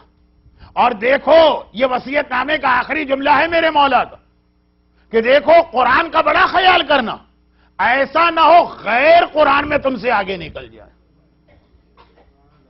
اور ہم نے دیکھا کہ غیر قرآن میں ہم سے آگے نکلے 2 اعتبار سے. ایک قرآن پڑھنے کا بڑا ثواب ہے، تو غیروں میں جو قرآن پڑھنے کا رواج ہے وہ ہم میں نہیں. اور ایک قرآن پہ عمل کا ثواب پڑھنے سے بھی زیادہ ہے. اب یہ جملہ میرا مزاج نہیں ہے لیکن اس وقت کہنا پڑ رہا. آج دنیا میں کتنے کافر ملک ہیں کہ ہیں کافر، قرآن پہ ہم سے زیادہ وہ عمل کر کے دکھا رہے ہیں. جو حکومت امام زمانہ کی پہلی خصوصیت ہے عدل. ان کا عدل مکمل عدل نہیں لیکن عام معاملات میں تو عدل ہے نا، چاہے اونچے پیمانے پہ سب سے بڑی دھاندلی یہی لوگ کرتے ہیں. لیکن مولا نے کہا قرآن میں غیر تم سے آگے نہ نکلنے پائے، غیر آگے نکل گیا. پڑھنے کی بات کریں تو، حفظ قرآن کی بات کریں تو، عمل قرآن کی بات کریں تو. لیکن یہ پوری ایک تقریر ہے کہ جملے میں نے سمیٹ دی. اور آخر میں کہا خبردار بس ایک بات کا خیال کرنا، شب قدر کی اصل راتیں آ رہی ہیں اس لیے یاد رکھیے تمہارے سامنے مومنوں کے درمیان برائیاں ہوں تو اس کو روکتے رہنا. اگر برائیوں کو تم نے نہیں روکا تو تمہاری دعا بھی اللہ قبول نہیں کرے گا. لوگ کہتے مولانا ہر دعا کر کے تھک گئے، دعا قبول ہی نہیں ہو رہی. مولا بتا رہے کہ وہ اسٹیج کب آتا ہے کہ اللہ دعا بھی قبول نہیں کرتا. برائیوں کے سامنے کبھی خاموش نہ رہنا، ورنہ وہ وقت آئے گا کہ لا تستجیب دعاءکم، تمہاری دعاؤں کا جواب نہیں ملے گا. اور پھر میرے مولا کا آخری جملہ کہ حسن و حسین میں تمہارے لیے دنیا چھوڑ کے نہیں جا رہا ہوں. دنیا کو علی نے 3 طلاقیں دی. دنیا کی کوئی اہمیت علی کی نگاہ میں نہیں. لیکن مولا اگر آپ کی نگاہ میں دنیا کی کوئی اہمیت نہیں ہے تو اتنا بتا دیجئے کہ پھر آپ یہودی کے باغ میں اتنا کام کیوں کرتے؟ چلے کوئی کہے گا بہت منیمل قسم کا کام کرتے ہوں. مولا پھر جب ہر غزوے کے اندر مال غنیمت ملتا تھا آپ اپنا حصہ لیتے ضرور تھے. بھئی جسے کوئی چیز نہیں چاہیے وہ چھوڑ کے چلا جاتا. بھئی ٹھیک ہے مجھے نہیں چاہیے، آپ ہی لوگ آپس میں بانٹ لیں. ایسا ہوتا ہے نا اگر کسی کو کوئی چیز نہیں چاہیے، گھر میں کوئی ایسی چیز آ گئی کھانے پینے کے، ایک بچے کو پسند نہیں، اس نے کہا مجھے میرا حصہ نہیں چاہیے دوسروں کو دے دیں. مولا اتنی آپ دنیا سے نفرت کر رہے ہیں. دوسری جانب ہم نے ایک غزوے میں بھی نہیں دیکھا کہ آپ کا مال غنیمت میں حصہ بنا آپ کہیں مجھے نہیں چاہیے. بھائی یہ تو سانپ ہے، یہ تو بچھو ہے، یہ تو زہر ہے، یہ تو سڑا ہوا کتا ہے، یہ تو مردار سور ہے. ایک بار بھی آپ نے نہیں کہا ہمیشہ لے ضرور لیا مال غنیمت. اس کا جواب بھی بہت آسان کہ مولا سے پوچھا گیا مولا یہ دنیا دنیا دنیا اس کی نفرت تو کوئی چیز ہے دنیا میں کام؟ کہا کہ ہاں بہت کام کی ہے یہ دنیا. نفرت ہے اگر دنیا سے محبت کرنے لگو، اور بہت کام کی دنیا اگر دنیا کو لے کے اس کے ذریعے اپنی آخرت کو بنانے لگو. آخرت بنتی ہی دنیا سے، اس دنیا کے بغیر تو آخرت بن ہی نہیں سکتی. بہت کام کی چیز ہے یہ دنیا. تو علی نے مال غنیمت سب لیا، ایک پائی علی نے نہیں چھوڑی اپنے حساب میں، گھر میں لے کے ایک پائی بھی نہیں آئی. یہ دو الگ چیزیں ہوں گی. خیبر سے غنیمت کا مال اٹھایا ضرور، لیکن ایک پائی علی کے گھر میں نہیں آئی. کہاں گئی؟ جہاں گئی وہی علی والوں کے لیے پیغام ہے. خیبر سے اٹھائی گئی کہ کیوں ان لوگوں کو دی جائے جن میں سے ہر ایک کو مل چکا ہے مال غنیمت.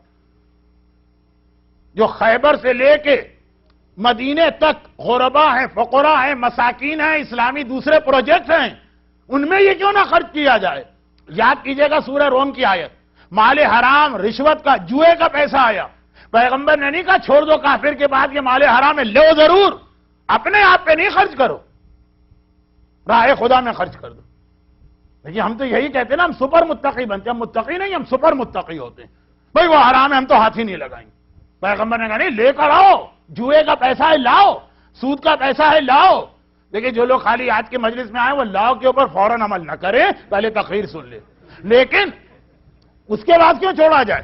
لیکن اپنے گھر میں نہیں لاؤ، راہ خدا میں خرچ کرو. اگر یہ دنیا سے آپ آخرت بنا رہے ہو تو کیا کہنا، کیا کہنا. علی نے مال غنیمت بھی لیا. علی نے یہودی کے باغ میں محنت کر کے پیسے کمائے، آتے آتے سب لٹا دیے ہیں. آٹٹ پہر کے واقعے علی کے گھر میں ہوئے. شہادتی علی کے دن اگر آپ کو جاب پہ جانا ہے، کام پہ جانا ہے، جائیے، لیکن اس دن کی جو کمائی ہوگی وہ اپنے گھر میں نہیں آئے گی، وہ راہ خدا اور راہ علی میں جائے گی. یہاں بعض اوقات ایسے سخت مرحلے آتے ہیں کہ عاشور کے دن بھی آدمی کو کسی وجہ سے کوئی اتنے سخت پرابلم میں جانا پڑے گا. جاؤ، مگر یہ پیسہ گھر میں نہیں آئے گا، یہ پیسہ راہ خدا میں لگے گا. دنیا بنے گی آپ کی تو آخرت بنے گی. اسی لیے امام نے کہا اگر کوئی اس لیے دنیا میں اچھا جاب ڈھونڈ رہا، اچھا مکان، اچھا کاروبار چاہ رہا، روزی کی دعا چاہ رہا تاکہ اس کی مدد سے وہ آخرت کو بنائے. آخرت کیسے بنتی ہے بہت وقت میں نے لے لیا. آپ کا آخری جملہ تو نہیں، آخری نقطہ اور ختم بات. دبئی اس وقت تیسری دنیا کا ترقی یافتہ ترین ملک ہے. بلکہ کتنے لوگ آپ کو ایسے ملیں گے جن کو اس لیے دبئی چاہیے، نہ کینیڈا چاہیے، نہ نارتھ امریکہ چاہیے، کہ وہاں پہ وہ دو چیزیں جمع ہو گئیں. کسی حد تک اسلامی ماحول ہے، اگرچہ اتنا تو نہیں رہا لیکن کسی حد تک ہے، اور دوسری جانب ساری وہ فیسلٹیز ہیں جو یہاں پہ آپ کو مل جاتی ہیں. یعنی دونوں کا مکسچر ہے. کبھی ایسا دل چاہتا ہے نا کہ دو الگ الگ چیزیں، آدھی یہ اچھی آدھی وہ اچھی، تو آدھا اس میں سے لو آدھا اس میں سے لے کے اس کو ایک بنا کے دو تو بہترین چیز بنے گی. جیسے وہ ابو ہریرہ نے کیا تھا، کھانا وہاں سے لو اور نماز یہاں سے لو، پھر زندگی بناؤ، وہ بہت اچھی زندگی. خیر وہاں تک تو نہ جائیے لیکن کسی حد تک یہ بات سمجھ میں آتی. دبئی، اور دبئی کا لینڈ مارک جو ہے ان میں سے ایک چیز 3 4 5 بن گئے، لیکن 20 سال تک لینڈ مارک مسجد علی ابن ابی طالب ہماری ایک مسجد ہے جو اس وقت بنی تھی کہ جب دبئی کا علاقہ صدام اور انقلاب ایران کے اگینسٹ اور سعودی عرب کے فل انفلوئنس میں ہونے کی بنا پر شیعہ دشمن علاقوں میں اول نمبر پہ تھا. وہاں جائیے پار دبئی برٹش بینک کے قریب، جو بالکل ہارٹ آف دا دبئی ایک شاندار مسجد بنی ہے مسجد علی. پوری مسجد صرف ایک جملے پہ بنی ہے، ایک جملے پر. وہاں پہ ایک بہت اہم اپنے بزنس مین تھے مہدی تاجر، اور بہت ان کلوزنس تھی ان کی اس زمانے کے خلیفہ سے. یو کے میں اس زمانے میں جب انقلاب ایران آیا ایمبیسیڈر بھی تھے یو اے ای کے. شیعہ اتنی بڑی کی پوسٹ پہ جائے، اور دنیا کے کتنے ملکوں میں ان کا بزنس تھا. یہ وہ زمانہ تھا کہ صدام کے مظالم کی وجہ سے آغا محسن الحکیم کے بیٹے شہید مہدی الحکیم وہ عراق سے ہجرت کر کے پہلے پاکستان گئے. پاکستان کے صاحبان ایمان نے کوئی قدر نہیں کی، اور پھر وہ وہاں سے دبئی آ گئے. اور بہت چھوٹی سی خستہ حال پرانی سی ایک مسجد تھی. اب مہندی تاجر بہرحال عربوں میں ایک خاصیت آپ دیکھیں گے نماز کے بڑے پابند ہوتے ہیں، لیکن وہ آتے تھے لمبے لمبے گیپ کے بعد، 2 مہینے بعد، 4 مہینے بعد، 6 مہینے بعد، اور ہر دفعہ آتے تھے تو یہی بتاتے تھے کہ بھائی میں 2 مہینے بعد آیا اس لیے کہ فرانس میں ایک ٹور تھا اور ایک بیلجیم جانا تھا اور برازیل جانا تھا. 2-4 ملکوں کے اپنے حالات بتاتے تھے. ایک دفعہ ذرا زیادہ لمبے عرصے کے بعد ہے تو آغا مہندی حکیم اتنی بڑی شخصیت ہے، ان کے تعارف میں آدھا گھنٹہ گزر جائے، وقت کہاں ہے، گھنٹہ تو میں آپ کا لے چکا ہوں، بات ختم کرنا. ایک بار آغا مہندی حکیم نے ایک مہندی تاجر سے کہا کہ اس دفعہ تو آپ کو زیادہ ہی لمبے یہاں سے غائب رہیں. کہا کہ ہاں یا سید بہت لمبا میرا ٹرپ ہو گیا، اس وقت 15 20 25 30 ملکوں میں مجھے جانا پڑا. ایک فطری سوال ہے کہ اتنی آپ ٹریولنگ کرتے ہیں، ہر جگہ آپ رہنے کا انتظام الگ، کھانا پینا الگ، لائف اسٹائل ہے. نہیں الحمدللہ مجھے پرابلم نہیں. دنیا کے 70 سے زیادہ ملکوں میں میرے ولا یا اپارٹمنٹ یا مکان ہے، میرا اپنا گھر ہر جگہ موجود. میں ایسے ہی جاتا ہوں جیسے آدمی اپنے گھر میں جا رہا، ہر جگہ ہے. اب ہر جگہ کے لفظ کو آغا مہندی حکیم نے پکڑ لیا. کہا ہر جگہ، کہا کہ ہر اہم جگہ تو ہے. کوئی نام لیجئے دنیا کے اس ملک اور میں بتا دوں گا وہاں پہ میرا بنگلہ کہاں پر، یا اپارٹمنٹ ہے یا بنگلہ ہے یا ویلا ہے یا جو بھی. آغا مہندی حکیم اچھا وہ سمجھ رہے ہیں کہ پوچھیں گے شاید نیس کے بارے میں پوچھیں گے، یا شاید سوئٹزرلینڈ کے بارے میں پوچھیں گے، یا شاید برازیل کے بارے میں. کہ یہ بتائیے اتنے سارے تو ہوں گے، جنت میں ہے آپ کا الگ سے کوئی اسپیشل محل یا گھر؟ چکرا بھی گئے اور ایک عجیب بات کہی. کہا کہ دنیا میں جب کسی علاقے میں جاتا ہوں، مکان لیتا ہوں، وہاں کا جو ریل اسٹیٹ والا اس سے جا کے بات کرتا ہوں. جنت کا ریل اسٹیٹ عالم اور مجتہد ہوتا، اتنا یقین ہے. وہاں کے آپ یہاں مکان لینا، میں اس سے آرڈر دے دیتا ہوں کہ بھئی مجھے مثلا فلاں جگہ ایک مکان خرید کے پیرس میں یا لندن میں دے دو. کہاں ہے، کس طرح ہے، کتنے کا، یہ سب تم طے کرو، مجھے صرف بتا دو یہ اس کی پرائس. آپ جنت کے ریل اسٹیٹ والے ہیں، جنت کا مکان مجھے چاہیے، آپ بتائیے. آپ بتائیے کیسے خریدوں، کہا ایسے خریدوں. کہ پیغمبر کی حدیث ہے کہ جو دنیا میں اللہ کا گھر بناتا، بن اللہ 70 بیوتا فی الجنہ، اللہ اس کے جنت میں 70 گھر بناتا ہے. اس نے چیک بک نکالی، سائن کی ہے، بلینک چیک. کہا جنت کا گھر مجھے چاہیے، میں اسی طرح خرید رہا ہوں جیسے میں نے دنیا کے گھر خریدے. کہ میں کوئی حساب کتاب نیگوسیشن یہ نہیں کرتا ہوں، یہ سب آپ کی ذمہ داری. جتنے کہو آپ اس کے اوپر بھریے، اور اس کے بعد آپ کا اس زمانے میں، یہ بات ہے 77 30 سال، اس زمانے کے اندر تقریباً 7 یا 8 ملین کینیڈین ڈالر کا تھا. 30 سال پہلے میں پوری مسجد ایک آدمی نے بنوائی. کیا شاندار مسجد. اس کو بھی اندازہ نہیں ہوگا کہ اب اس مسجد میں کون کون لوگ پڑھنے آ رہے ہیں. اس طرح سے ہر جگہ موقع. اور یہ خالی اللہ کا جملہ نہیں ہے، یہ امام کا بھی جملہ، کہ اگر کوئی اس دنیا میں ہمارا گھر بناتا ہے، ہم اس کے لیے جنت میں بھی اور قبر میں بھی اور آخرت میں بھی گھر کا انتظام کرتے ہیں. بھائی تم کو اتنا یقین ہونا چاہیے اللہ پر. آج اس مولا کائنات کی شہادت کا دن کہ جس نے اپنے گھر میں سوکھی روٹیاں کھائیں گے، لیکن خیبر کے مال غنیمت جس میں سونے کے پہاڑ آئے تھے وہ اپنے گھر میں لے کے نہیں آیا، وہ راہ خدا میں خرچ کیا. یہ آپ میں سے کچھ کے سامنے، کچھ کے رائٹ پر، کچھ کے پیچھے المہندی اسلامک کمیونٹی سینٹر کا ایک پروجیکٹ آپ کو آواز دے رہا، اور آپ کو سوچنا ہے مولا علی کے حوالے سے. اور میں اس سے زیادہ کیا کہوں. ہمارے برادر محترم احسان بٹ صاحب اس حوالے سے کچھ بات کریں گے. 2 منٹ آپ کے لیتا ہوں، پھر ڈائریکٹ مصائب اور تابوت اور ماتم. ذرا سا مختصر اعلان سن لیجیے. السلام علیکم مولانا صاحب، شکریہ بہت بہت. جیسے آپ کو معلوم ہے کہ ہم لوگ ماکھم روڈ پر یہ زمین لی ہوئی ہے سینٹر بنانے کے لیے نیا. اس کا ایکسپینس تقریباً $8,000 مہینے کی قسط ہے ہماری. اور اس وقت جو ہے کونسل آف اسلامی گائیڈنس کافی ڈاؤن پوزیشن میں جاری ہے فائنینشلی، تو اس لیے میں نے زحمت کی، آپ لوگوں کو زحمت دیا، مولانا صاحب کو زحمت دی. تو ہم چاہیں گے کہ آپ تھوڑا سا ہیلپ کریں ہماری سلسلے میں، تو تاکہ یہ پروجیکٹ آگے بڑھ سکے. تقریباً $260,000 مورگیج ہے بینک کی اس لینڈ پہ. وہ لینڈ پے آف کرنے کے بعد ہم انشاءاللہ اس کو بنانے کی پھر سوچیں گے.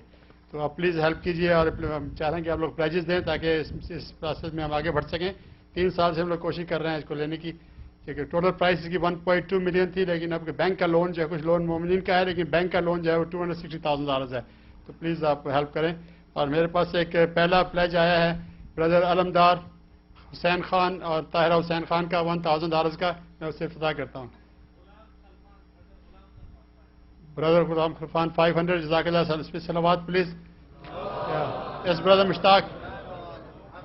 مشتاق حاجی $500. جزاک اللہ. شجاع زیدی برادر شجاع Zaidi $200. Brother Iqbal Hussain, $500.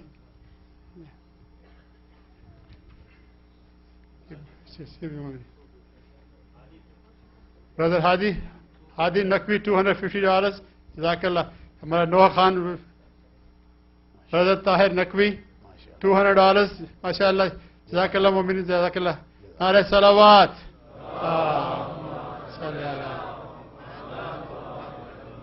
Okay. Brother Shahid Naqvi, $200. Jazakallah Mu'minin. Brother Nisar bought $25,000. Say salawat, please. Allahumma salli ala Muhammad. Who? Manzoor. Brother Manzoor Ali, $200. Jazakallah. Brother Raza Rizvi, $100. مومنین اس موقع پہ میں دو نام ہیں جو بہت جو کہ محسن تھے کونسل آف اسلامی گائیڈنس سے، ان میں سے ایک زاہد جعفری اور دوسرا بشیر اکبر. ان دونوں کے لیے کہ فاتحہ پڑھ دیے دینا پلیز آپ لوگ.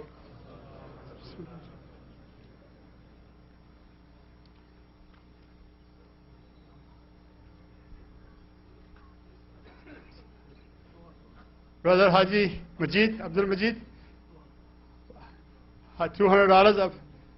Brother Asad Raza, $500. Jazakallah Mu'min. Brother Asad Raza, $500. Brother Noshad Jasat, $1,000. Jazakallah. Salawat, please.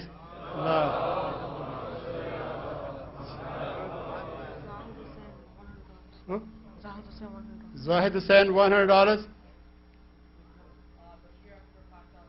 Brother Bashir Akbar, Marhum Bashir Akbar, on behalf of Saleh Sabah, $5,000. Say salawat, please. Yes, brother. Brother Javed Akbar, $200. Jazakallah.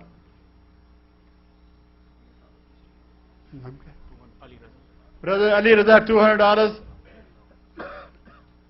Jazakallah. Brother Rizwan Ali Rizvi, $100. Jazakallah Mu'minin, Jazakallah. Nara Haidari. Mu'minin. Muhammad Abbas, $1,000. Brother Ijaz Hussain, $1,000. Jazakallah Mu'minin. صاحب مجلس پر جلدی جلدی شروع کرنا چاہ رہے ہیں, please جلدی ہیلپ کر دیجیے ہماری. ہم we are really in bind right now, that's why we're giving you a hard time. Brother Vilayat Hussain, $500. Brother Siraj Rizvi, $100. مومنین جو آپ لوگ جو بھی پلیج نہیں کر پائے, اگر آپ اگر کنٹریبیوٹ کرنا چاہتے ہیں کہ سب کو موقع مل جائے, ہم لوگ چادر بھیج رہے ہیں, آپ لوگ چادر میں ڈونیٹ کر سکتے ہیں. اور انٹرنیٹ پہ جو ہمارے مومنین سن رہے ہیں ان کے لیے 2 فون نمبر میں بتا رہا ہوں, آپ ان پہ کال کر کے پلیجز دے سکتے ہیں. Phone number 416-827-6248, 416-827-6248. دوسرا فون نمبر ہے 416-258-1250, 416-258-1250. Please مومنین just help the Mehdi Islamic Center. Jazakallah. Brother Afzal Hussain, $200. Tur Mehdi, $200. Jazakallah Mu'min. Salawat.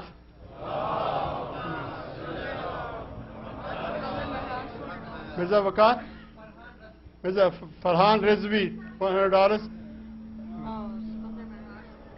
Brother Sikandar Mehraj, $200. Kamran Tahle, $200. Brother Hassan Rizvi, $100. Shan Mehdi, $250. Jazakallah Mu'min, Jazakallah.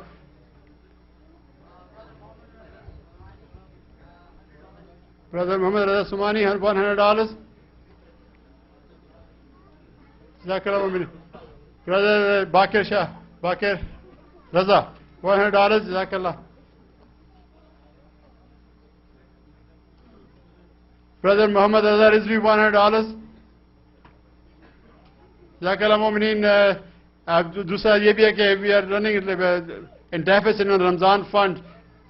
We are having a very good programs here. Beside the iftar, our Ramzan budget is about $30,000 for the Ramzan month. Please help us so we can do this quality programs for you people. It's all because of you people, and it's all because of you and for you. Brother Mehdi Abdi, $200. چلیے دکھا brother. جی وہ کچھ اور بتا رہے جی مظفر علی $200. جزاک اللہ. Brother Waqar Mirza, $250. It's a youth. This center is being built for, especially for the youth. It's a new center for the new generation. I want the youth to take part in it. Please take part in it.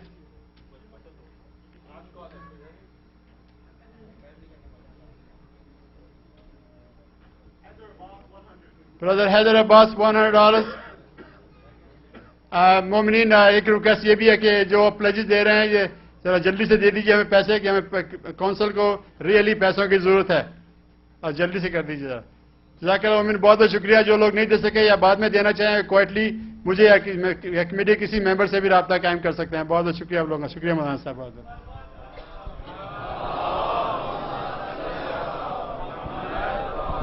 جیسا کہ میں نے عرض کیا کہ جو لوگ کسی وجہ سے کل کام پہ جانے پہ مجبور ہیں، جانا چاہتے ہیں، کل جو کچھ بھی وہ کمائیں اور کیلکولیشن کر کے وہ آپ کسی پروجیکٹ میں دے دیجئے امام علی کے نام پر.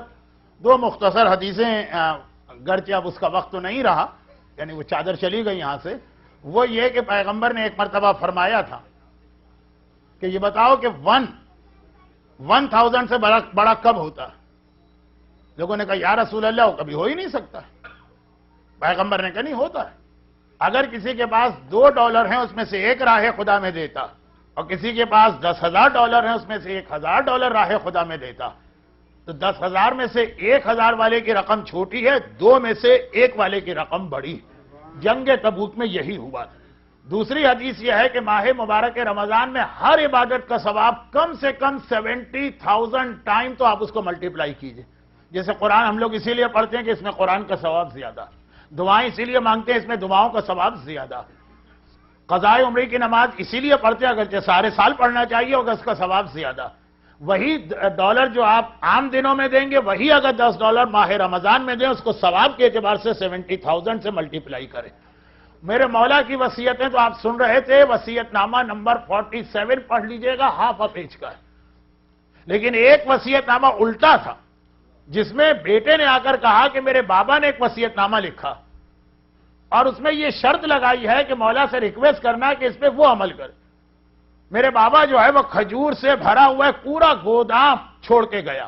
کھجور عربی ماحول کی سب سے ویلیویبل فوڈ آئٹم، پورا وہ کھجوروں کا گودام چھوڑ کے گیا اور اس نے کہا کہ میرے بعد یہ سب راہ خدا میں دے دینا اور مولا سے کہنا کہ اپنے ہاتھ سے دیں. تو کیا کہنا، مولا آئے، مولا نے اپنے ہاتھ سے پوری کھجوریں، پورا شہر مدینہ فقیر آ گئے، اس لیے کہ جب مولا کو خلافت ملی یہ ٹریجڈی. اتنا زیادہ مسلمان سوسائٹی میں ڈس بیلنس ہو گیا تھا، پیسے والے حد سے زیادہ پیسے والے تھے، غریب حد سے زیادہ غریب. مولا کو سوسائٹی کو بیلنس کرنا پڑا تھا. یہ ہے عدل والی حکومت.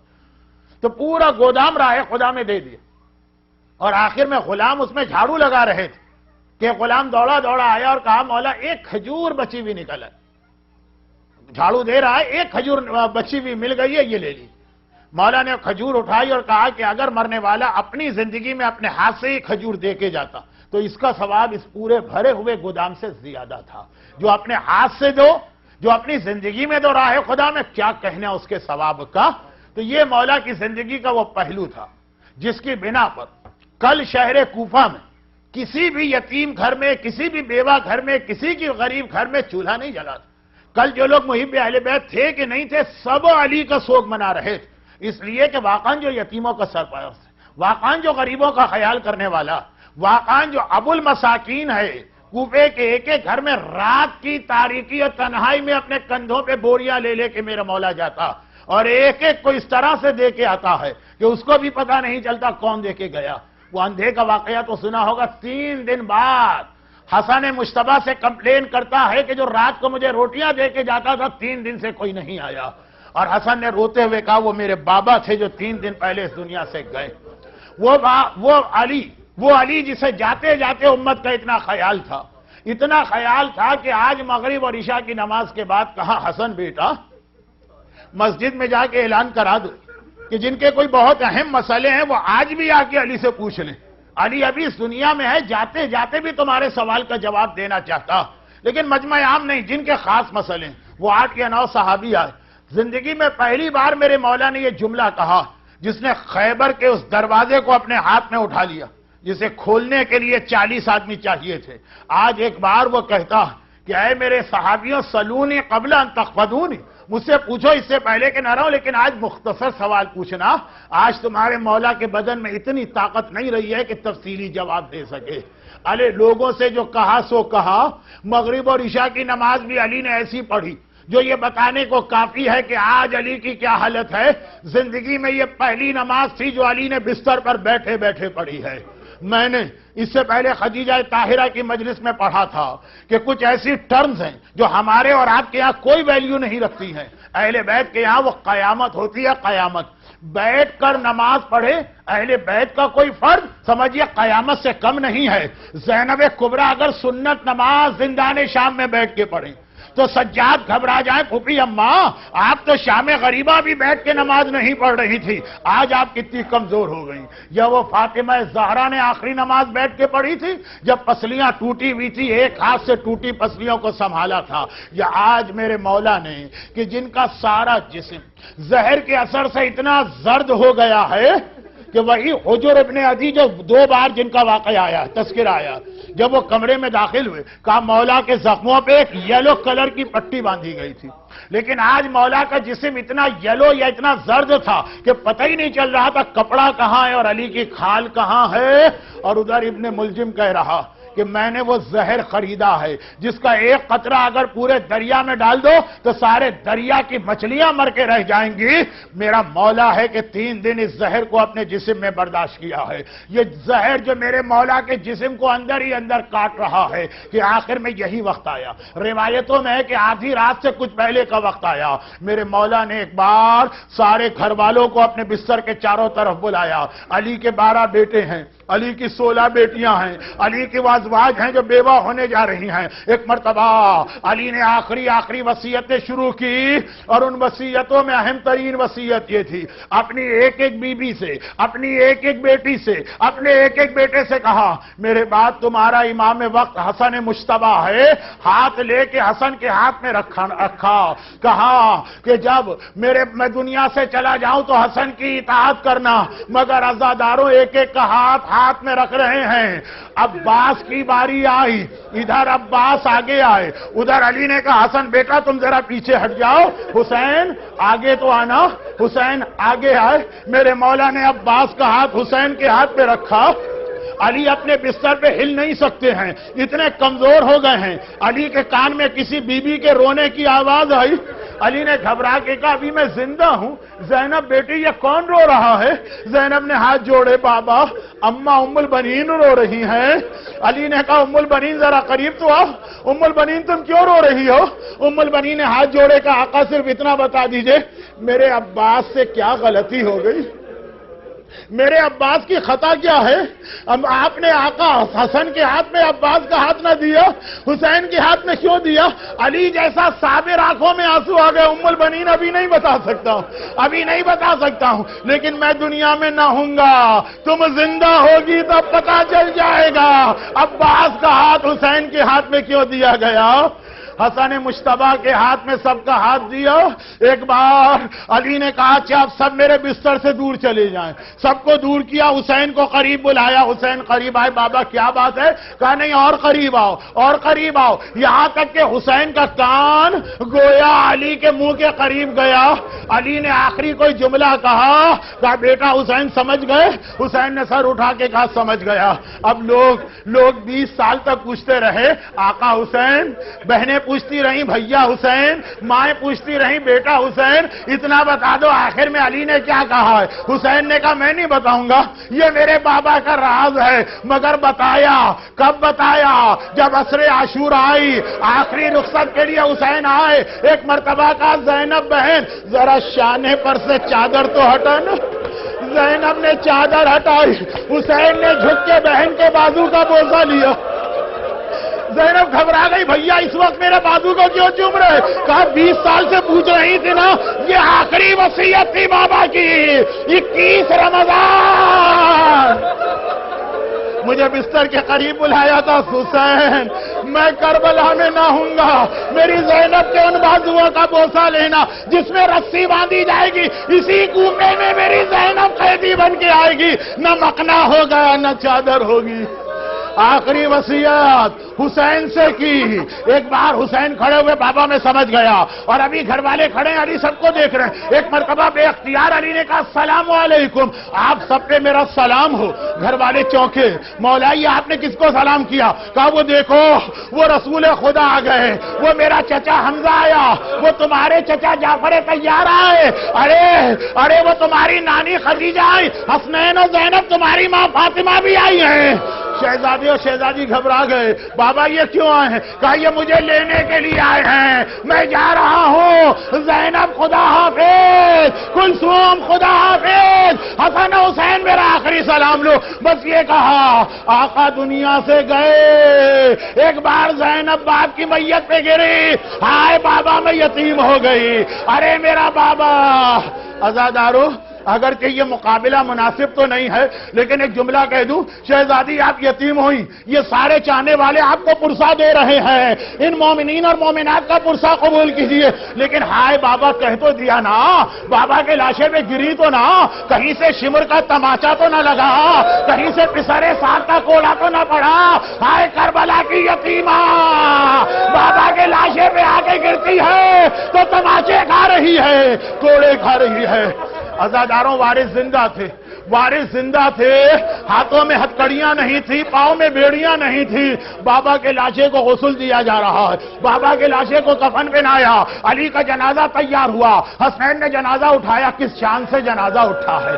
تاریخ کا جملہ ہے، شہر کوفہ کے جس درخت کے قریب سے گزرے درخت نے جھک کے سلام کیا، جس عمارت کے قریب سے گئے عمارت نے سلام کیا، جنازہ لے کے حسنین گئے، فجر کی اذان ہو رہی تھی، واپس آئے تو لوگوں نے ایک سوال کیا جو بہت دیر سے ذہنوں میں تھا، آقا حسن و حسین آپ جنازہ لے کے چلے تھے تو پیچھے سے آپ نے اور حسین نے کندھا دیا، آگے سے جنازہ خود بخود اٹھا ہوا تھا، آگے سے جنازہ خود بخود اٹھا ہوا تھا، مولا یہ آگے سے جنازہ کیسے اٹھا تھا؟ کہا کہ ایک طرف سے جبرائیل کندھا دے رہے تھے، ایک طرف سے